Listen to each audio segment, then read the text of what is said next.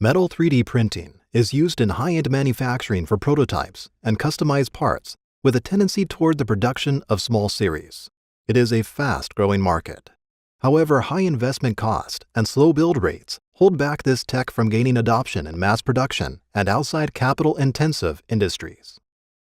ValCUN aims for fast and affordable metal 3D printing to enable mass production.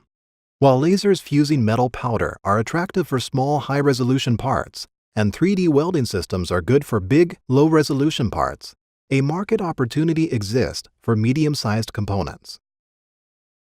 Affordable metal 3D printing will enable the mass production of complex ones, such as manifolds and heat exchangers, or lightweight parts for robots, structural frames, portable devices, and in the arts. ValCUN reduces investment and operating costs by using safe-to-handle feedstock material instead of powders and by foregoing lasers. ValCUN aims to enable mass production of medium-sized 3D printed metal components. It can print from any feedstock, even recycled material.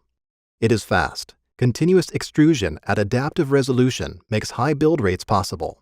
And it is easy to combine with finishing operations to shorten post-processing time.